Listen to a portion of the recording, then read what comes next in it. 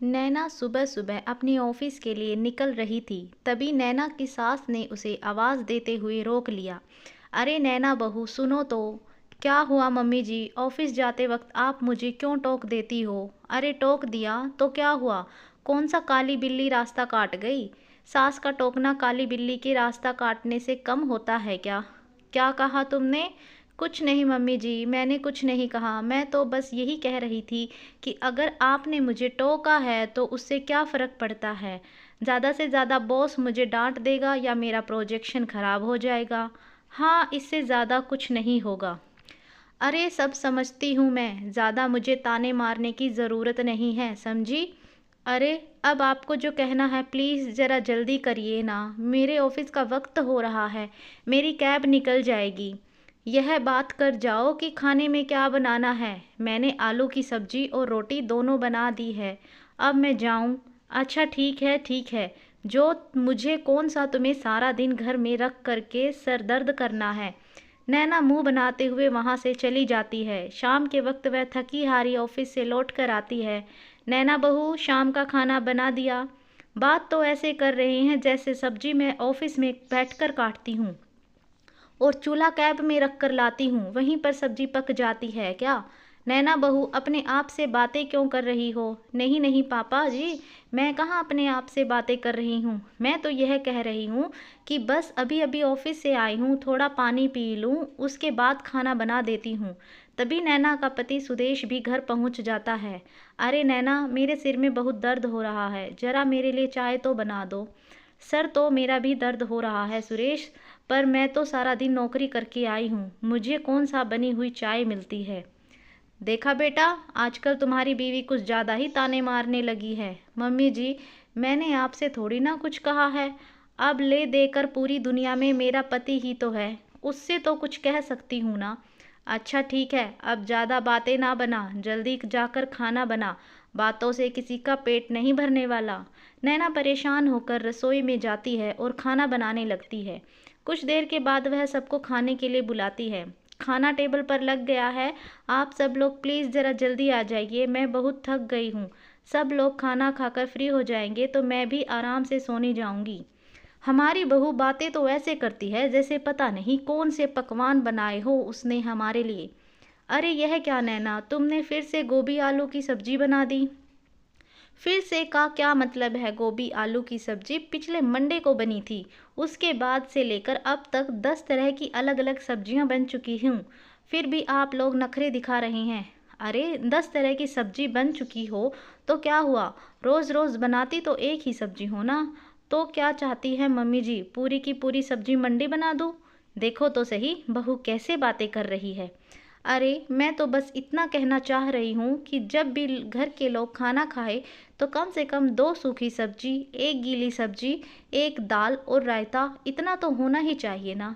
Mummy जी, यह सब बनाने के लिए पहले तो मुझे अपनी नौकरी छोड़नी पड़ेगी, उसके बाद परमानेंट एक चेयर रसोई में लगानी पड़ेगी ताकि पूरा दिन बैठकर 2 सूखी सब्जी, एक गीली सब्जी, दाल, रायता, पकोड़े सब कुछ बना सकूं। अरे ना ना, इस तरह से क्यों बातें कर रही हो? मम्मी ने कुछ गलत थोड़ी ना कहा है। एक सब्जी और एक रोटी खाकर किसी का पेट भरता है क्या? ठीक है, मेरी ऑफिस की 2 दिन की छुट्टी है, मैं अगले 2 दिन रसोई में बैठकर आराम से 4-4 सब्जियां बनाऊंगी, तब तो आप लोगों का पेट भर जाएगा ना। अरे वाह बहू, पहली बार तुमने इतनी अच्छी खबर सुनाई है। खबर तो मैंने अपनी नौकरी लगने की भी सुनाई थी मम्मी जी, बस बात इतनी है कि यह खबर आपको अच्छी नहीं लगी और मेरा खाने बनाने की खबर पर आप बहुत खुश हो रही हैं। सब लोग नैना का मुंह देखते रह जाते हैं। अगले 2 दिन नैना के ऑफिस की छुट्टी थी और इसलिए उसने अगली सुबह सच में 4-4 सब्जियां बनाकर सबके लिए खाना परोस दिया। वाह वाह, क्या बात है, आज तो थाली भरी भरी लग रही है। हाँ पापा जी, लगता है पूरा का पूरा न्यूट्रिशन परोस दिया। अब आप आराम से खाइए क्योंकि सुबह 7 बजे से लेकर दोपहर के 12 बजे तक मैंने सिर्फ सब्जियां बनाई हैं और पकोड़े तले हैं। अरे तुम्हें क्या हो गया, पहली बार ही तो ऐसा किया है। ऐसी कौन सी कुर्बानी दे दी? कुर्बानी तो मैंने दी है मम्मी जी। 2 दिन की छुट्टी मिली थी, चाहती तो आराम कर सकती थी, मूवी देखने जा सकती थी, शॉपिंग पर जा सकती थी, लेकिन नहीं, मुझे 4-4 सब्जियां बनानी थी, इसलिए मैंने इन सब बातों की कुर्बानी दे दी। सब लोग खाना खाते हैं, लेकिन बहुत सारी सब्जियां होने की वजह से थोड़ी थोड़ी बच जाती हैं। नैना उन सबको उठाकर फ्रिज में रख देती है और शाम के वक्त वह अलग से 4 सब्जियां और बना देती है। शाम को टेबल पर खाना लगाते ही कुल मिलाकर टेबल पर 8 तरह की सब्जियां थी। अरे यह क्या, पूरे मोहल्ले का खाने पर बुलाया है क्या, जो इतनी सारी सब्जियां परोसी हैं? मम्मी जी, आपको ही तो मुझसे शिकायत रहती थी ना कि मैं दोनों वक्त सिर्फ एक ही सब्जी बनाती हूँ।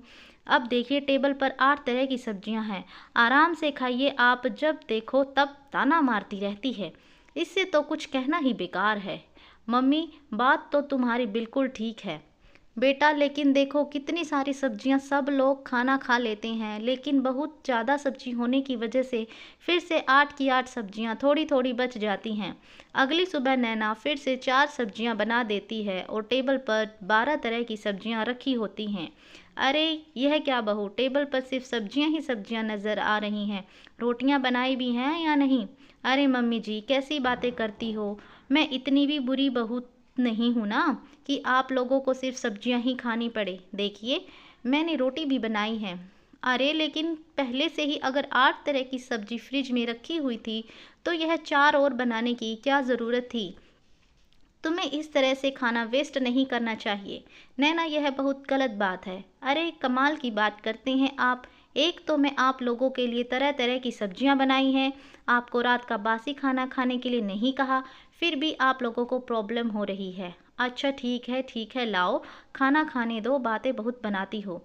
क्या मम्मी जी, अब तो मैं खाना भी बहुत बनाती हूँ, लेकिन फिर भी आपको ना मुझसे हमेशा शिकायत रहती है और फिर से सब्जियां बच जाती हैं। शाम के वक्त जब लोग खाना खाने बैठते हैं तो टेबल पर 16 तरह की सब्जियां होती हैं। यह देखकर नैना के सास ससुर का सर घूम जाता है। देखो नैना, यह तुमने अच्छा नहीं किया, इतनी सारी सब्जियां। अरे बहू, यह तो वेस्टेज है। 2 दिन से तुमने इतनी सारी सब्जियां बना ली, लेकिन क्या ऑफिस जाओगी तब यह सब कर पाओगी? वही बात तो मैं आप लोगों को समझाने की कोशिश कर रही थी। हमें खाना अपनी ज़रूरत के हिसाब से बनाना चाहिए और अपनी सहूलियत के हिसाब से भी। बहू, तुम ठीक कहती थी, हमें समझना चाहिए। तुम नौकरी भी करती हो और घर के काम भी, और ज़्यादा खाना बनाने से वेस्टेज ही होता है। कल से तुम एक ही सब्जी बनाना, और सुनो, एक्स्ट्रा दाल मैं बना दिया करूँगी। सास की बात सुनकर सब लोग मुस्कुराने लगते हैं और उनके परिवार की यह छोटी सी लेकिन बहुत बड़ी दिखने वाली प्रॉब्लम सॉल्व हो जाती है। आपको यह कहानी कैसी लगी, कमेंट करके हमें ज़रूर बताएं। अगर आपने चैनल को सब्सक्राइब नहीं किया है तो प्लीज़ चैनल को सब्सक्राइब, लाइक और शेयर ज़रूर कीजिए। Thank you so